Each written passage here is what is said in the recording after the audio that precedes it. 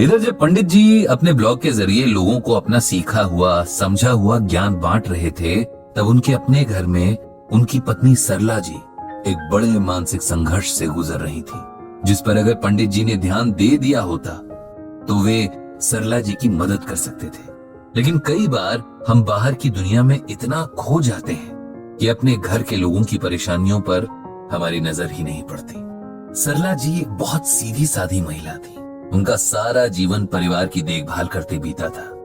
पति और बच्चों, रिश्ते नातों का ख्याल रखने में उन्होंने कभी ना अपने बारे में सोचा, ना अपना ख्याल रखा।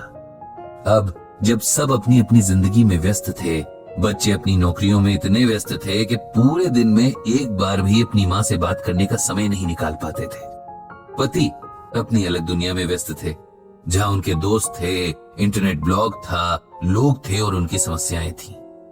नहीं थी तो बस सरला जी से इत्मीनान से बात करने की फुर्सत। इंसान का मन भी बड़ी अजीब चीज होती है। कभी तो बड़ी बड़ी बातों से परेशान नहीं होता और कभी जरा सी बात पर टूट कर बिखर जाता है। सरला जी के मन को भी एक ऐसी ही बात ने जकड़ कर रखा है।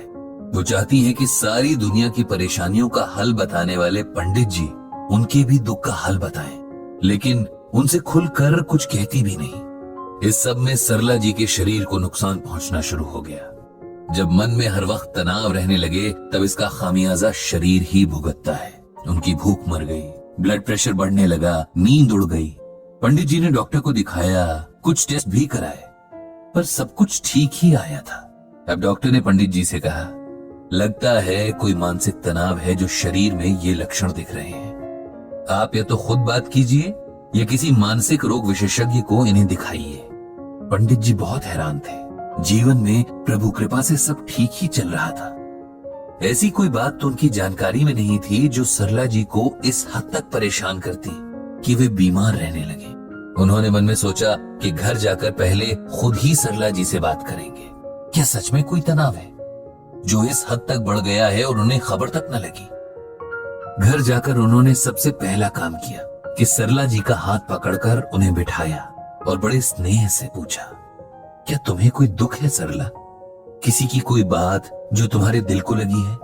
मेरा कोई व्यवहार तुम्हें बुरा लगा या कुछ भी ऐसा हुआ है जिसने तुम्हें परेशान किया है? पता नहीं पति के स्नेह भरे शब्दों का असर था या उनकी आंखों में अपने प्रति झलकती चिंता को देखकर सरला जी के मन का बांध जैसे टूट गया। उनकी आंखों में जो आंसू निकलने शुरू हुए तो लगा आज पूरे घर को डुबो कर ही रुकेंगे।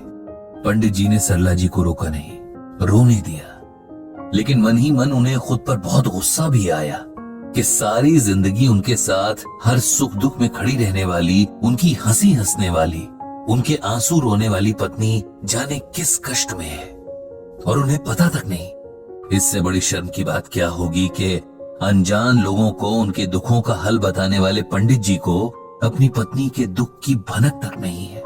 खूब रोकर जब सरला जी शांत हुई, तब पंडित जी ने फिर से पूछा कि आपके आंसुओं की वजह क्या है? तब बड़े संकोच के साथ सरला जी ने कहा, मुझे लगता है कि मेरा जीवन व्यर्थ ही गया। न मैंने ऐसा कुछ किया कि इंसान मुझे याद रखें और न ही कुछ ऐसा कि भगवान मुझसे प्रेम करें। न कोई पूजा पाठ, न दान धर्म, न किसी की मदद, न कोई भलाई ही की। मनुष्य जन्म लेकर भी बेकार ही जाने दिया इसे। मुझे लगता है मुझ जैसा बेकार जीवन किसी ने नहीं जिया। मेरी प्यारी सरला, मुझे दुख है कि तुम ऐसा सोचती हो। तुम्हें लगता है कि तुमने जीवन व्यर्थ जिया। अगर ऐसा है तो इस धरती पर सभी का जीवन व्यर्थ ही है। तुम नहीं जानती कि तुमने कितना सेल्फलेस जीवन जिया है। याद करो वो दिन जब तुम मेरे जीवन में आई थी। कितनी छोटी उम्र थी तुम्हारी, लेकिन तुमने कितने आत्मविश्वास के साथ एक नए जीवन को अपना लिया था। अपने स्वभाव और सेवा भाव से तुमने कितनी जल्दी मेरे परिवार के हर सदस्य का दिल जीत लिया था। तुमने हमेशा दूसरों के सुख की फिक्र की, दूसरों की खुशी में खुश हुई और कभी अपने प्रेम के बदले कुछ नहीं चाहा। ये तुम्हारी बदौलत है सरला कि आज मैं और मेरे बच्चे एक अच्छी जिंदगी जी रहे हैं। ये सब तुम्हारी मौन साधना का फल है। लोगों को गीता का ज्ञान मैं देता हूं, लेकिन सही मायने में गीता ज्ञान को तुमने जिया है। मुश्किल से मुश्किल वक्त में भी तुम्हारा धैर्य नहीं डिगा। सुख में तुम इतना ही नहीं, और यही तो गीता सिखाती है। मैं तुम्हें गीता का एक श्लोक सुनाता हूं। यस्मान्नो द्विजिते लोको लोकान्नो द्विजिते च यः हर्षामश भयो द्विगैर मुक्तो यह स च मे प्रिय। ये श्लोक गीता के 12वें अध्याय में है, और इसमें भगवान श्री कृष्ण अर्जुन से कह रहे हैं कि हे अर्जुन, जिससे किसी को कष्ट नहीं पहुंचता तथा जो अन्य किसी के द्वारा विचलित नहीं होता, जो सुख दुख में, भय तथा चिंता में समभाव रहता है, वो मुझे अत्यंत प्रिय है। हम सबको लगता है कि इस दुनिया में आकर उसी का जीवन सफल हुआ जिसने खूब सारा धन कमाया या खूब मान सम्मान कमाया, जिसके पास बहुत सुख सुविधाएं हैं, या जिसे लाखों करोड़ों लोग जानते हैं। हम सोचते हैं कि ईश्वर को वही भक्त याद रहता है जो बहुत सारा दान करता है, या रोज व्रत उपवास रखता है, या नंगे पैर मीलों दूर की तीर्थ यात्राएं करता है। लेकिन गीता में स्वयं भगवान श्री कृष्ण ने हमें बताया है कि उन्हें किस तरह के लोग प्रिय हैं। सबसे पहले जो किसी को कष्ट नहीं पहुंचाते। कष्ट पहुंचाने का अर्थ किसी को मारना ही नहीं होता। अपनी बातों और विचारों से भी हम किसी का दिल दुखा सकते हैं।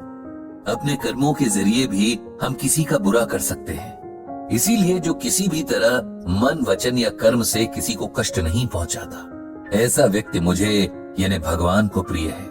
जो अन्य किसी के द्वारा डिस्टर्ब नहीं होता।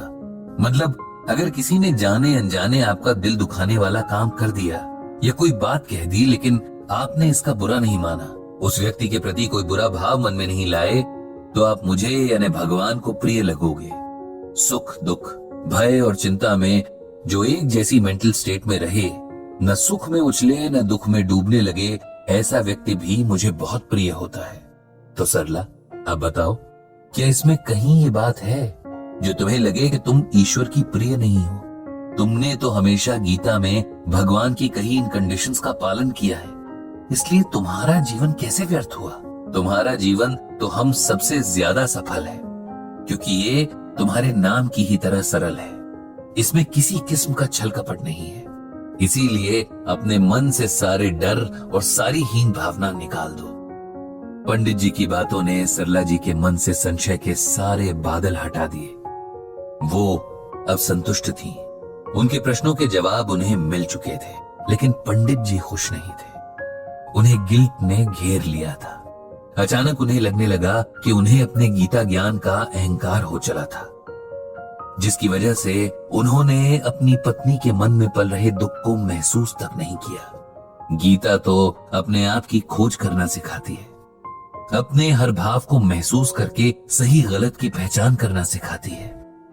फिर पंडित जी से इतनी बड़ी गलती कैसे होती रही कि जो उनके अस्तित्व का आधा हिस्सा है, उनकी जीवन संगिनी है, वो उनके होते हुए भी अकेले ही अपने मन में अपने प्रति हीन भावना का दंश लेकर जीती रही। उनसे गलती तो हुई है, और उसके सुधार के लिए भी उन्हें गीता से ही सहायता मिलेगी।